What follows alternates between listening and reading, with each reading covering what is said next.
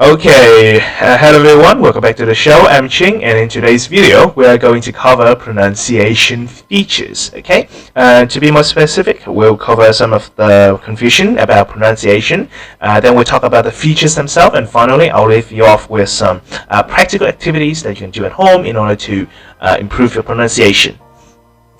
Now, myth number one, you gotta say the words right. That's the most important. What this means is that you gotta focus on the accuracy of your pronunciation.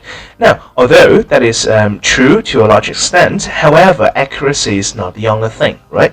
If you look at the band descriptor, what it says is that you gotta be able to use a full range of pronunciation features. What it means is that pronouncing individual words correctly is good, but it's not enough. Right? Actually, if you overemphasize on it, you might lack focus on other aspects, which I believe deserve an equal amount of attention. Am I speaking too fast? Okay, let me slow down a little bit. Sorry, my bad. Okay, myth number two: accents matters. No, it doesn't. Okay, if you look at the band descriptor for Iowa speaking, you see this line: L1 accent has minimal effect on intelligibility. What this means is that your L1 or your mother tongues doesn't affect how people understand you. Then if that's the case, then you're perfectly fine, right? It doesn't matter which accent do you speak with. If you can speak with British or American or Australian accent, then it's fine. There's no problem.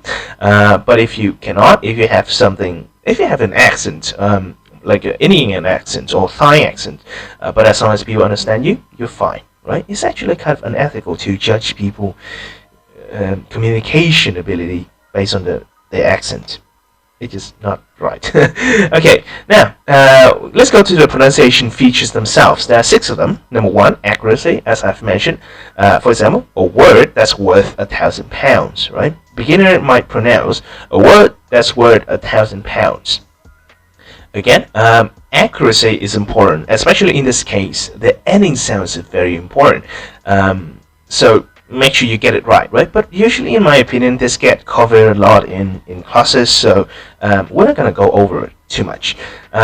Word stress is also another thing that tends to get covered a lot in usual classes. For example, in this sentence, a photographer who is an expert in landscape photography took a photograph with the best photographic equipment. Now, notice that all the words in bold are in the same word family, however, they have slightly different stress, right? We say photographer, but photograph. Makes sense? So pay attention to the word stress as well. But again, this gets covered a lot. This and the accuracy. The next one, however, don't always appear in classes. This one is called sentence stress. Sentence stress. If you look at these 4 sentences, they are identical sentences. However, they have slightly different stress. Because of so there are slightly different way to infer these sentences. For example, I am dating Rosie. What it means, I want to emphasize that it's me dating Rosie. Okay, it's not John, it's not Joe, it's not some guy. It's me dating Rosie. Okay.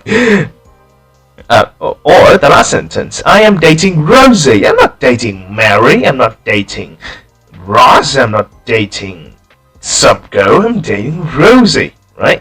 Or more interestingly, this one is a little bit harder to infer for non-native speakers. I am dating Rosie. I am. That means like right now. Okay, she's not my ex. She's not my future imaginative girlfriend. I am dating her right now. It's right now, right here, right? That's why I emphasize the word am. Now, the next one is weak sounds. Pay attention. Not very fluent speakers might pronounce this sentence like this: I am having a little problem with my friend. Writers are people who write. Okay. Now, there's nothing wrong with pronouncing words, individual words, correctly. However, it just doesn't sound very natural in English. Now, a more natural version of these 2 sentences might sound like this: I'm having a little problem with my friend. Having a, not having a, right? But having a, not my friend, but my friend. I'm having a little problem with my friend, right? Or writers are people who write. Writers, not writers, but writers are people who write. Make sense? So weak sounds. And final, not final one, linking words. This is something you know, right? Not I'm having a cup of tea is a privilege. Did I add the word I in it? I'm sorry. Let me do it again. Unnaturally, this sentence would sound like this. Having a cup of tea is a privilege. It's kind of slow, right? But in natural English, it sounds like this. Having a cup of tea is a privilege. Cup of is a, right? A cup of tea. Cup of. Makes sense? Is a privilege. I'm sorry. Is a privilege. Is a privilege. Is a. Make sense? Linking words. We also have intonation. Again, intonation don't get covered a lot. Might be because it's kind of vague to teach intonation. The most common advice, you gotta go up and down. I know, intonation is something that's not very clear in the English language. Basically, you can use anything you want. However, there are some of the guidelines that you want to keep in mind. For example, you go down at the end of a sentence. You also go down, which means you have a falling intonation. You go down at the end of a WH question, but you go up at the end of a yes/no question. Later on our practical activities, we'll cover more of intonation. Okay. Now, practical activities. Number 1, use a dictionary. I know some of you guys may be able to read this one. It's called IPA, International Phonetic Alphabet. So if you can, it's great. But if you cannot, then there's always this handy icon, right? Listen closely. Many people think that pronunciation is a speaking problem. We can't pronounce the word correctly, which is not always the case. More often than not, it's not the case, especially in my experience with teaching Vietnamese. Usually, it is a listening problem, which means we don't pay enough attention when we listen to the word. For example, this is my own example. Up until I was 19, I realized the word Cambridge is pronounced Cambridge, not Cambridge. I know, it was embarrassing. Actually, one of my friends, he told me, dude, you gotta stop. It's not Cambridge, it's Cambridge. Not A. And I was like, oh my god, that was humiliating. However, that's when I realized something. Okay, it's not about pronouncing words correctly. I was pronouncing words like better than most people at that point. But it was not about pronouncing, right? It's not about your mouth. It's about your ears. Listen closely to the words, okay? Try to pick out the sound. What is it? Is it A or is it A? Okay? After you picked out the sounds, you listen closely to yourself and also to the sound itself. And naturally, you will be able to sort of change the way you pronounce in according to the original sounds. So, listening is a key. Right? Sometimes it's a speaking problem with people. Usually with people, they can't pronounce the word th or the in father and th in myth, right? But for the most part, then if you listen closely to the words, try to identify, okay, what sounds is being mentioned, then you'll be able to nail their accuracy and sentence and word stress pretty easily. Now, the next activity is actually one of my favorite. This one will firstly help with your sentence stress. Now, there are no key, there's no fixed rules for sentence stress. You just stress whatever word, whatever sound you want to stress. For example, in this case, I might think, okay, I might want to stress these two. Innovation is key to business survival. I stress the word key because I want to emphasize how important it is. I emphasize the word innovation because I think it's a subject. I need people to know what I am talking about, right? But in some other case, I might put stress on this word. Innovation is the key to business survival. Now, why do I emphasize business survival? Because I want to. Okay, I want people to know it's important for business survival, not just revenue, not just money, but business survival. You see, there are no fixed rules for sentence stress. Just think about, okay, what word do I want to stress? After that, you can think about, okay, let me reduce the treble a little bit. Okay, after that, you might want to think about, where are the linking words?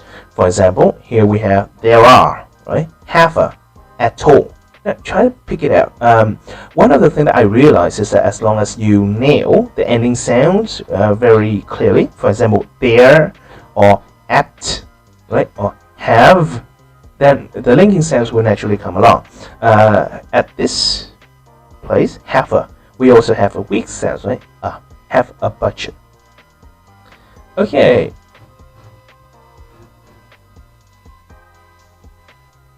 Okay, moving on to the next one. We have intonation. Again, there's no fixed rules for intonation. Okay, but here are some of the things you might want to keep in mind.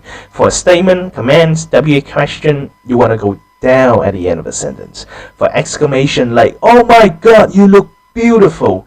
Oh my God, that sounds corny. Okay, exclamation, you express your feeling. You also want to go down at the end of a sentence. And for this one, for tag questions, which is not really a question, okay? For tag questions, which are not really a question, but rather tag question that is used to seek confirmation or to ask for agreement, you go down at the end of it. Let's go for one example. He thinks he's so smart, doesn't he? Right? I'm not asking anything in that sentence, right? I'm saying, oh, he thinks he's so smart. I'm not asking, like, do you think he's smart? I'm sorry, what's that? Sorry, someone was drooling. Okay, we can go back. Okay, for this example, he thinks he's so smart, doesn't he? Like, I'm not asking if does he think he's smart, right? I'm not asking. I just know that he thinks he's so smart, but I'm asking you if you feel the same. So, sort of making an exclamation. He thinks he's so smart, doesn't he? Okay. On the opposite, if you have tag questions, which are not really, exclaiming anything, you might want to have the rising tones. For example, you're new here, aren't you? He prefers the beach, doesn't he? Right? That's where we don't really know. We have a certain amount of uncertainty. When tag question are actual questions, then we'll go up. And we'll also go up at a yes/no question, like we've mentioned. There's also something called rising, falling intonation. For example, in a list, she bought some bread, meat, pasta, and apple. There's a falling, rising. Okay. There's also what we call the sorry, that's a part of this one. We also have a rising, falling intonation when it is a yes/no questions with the word or. So that when there are more than two things we're asking about. For example, would you like tea or coffee? Right? Or I might say, would you like tea, Coca-Cola, or coffee? Make sense? So when there are more than two things we're asking about in a yes/no question, you want to go down at the end of the sentence. Or we might say, is Jane coming today, tomorrow, or the day after that? Make sense? Or in a sentence, in an example, is Jane coming today or tomorrow? Make sense? So these are when you want to have the rising, falling intonation. But besides these things, then intonation is totally dependent on you. Okay. Now, the last strategy, not really a strategy, but more like a mindset you want to keep in mind when learning pronunciation is called little and a lot. This is something that I picked up from my former trainer. Little, by what I mean little, is you shouldn't spend 20 minutes practicing pronunciation. I used to do it as a teacher. It was lousy, okay? It was bad. It was a bad idea. Don't do it. Have shorter sessions, something like 30 seconds, 1 minute, 2 minutes, that will have perfectly fine, but make sure that you do it a lot, more like multiple times in a lessons, or whenever you have free time, you want to spend more like 1 minute trying to nail down the pronunciation. And if you do it enough, then after a while, it's like learning how to ride a bike, right? After a while, you just find yourself pronouncing words correctly without even realizing. Okay, that's the end of the video. Thank you for watching, and I'll see you in the next one.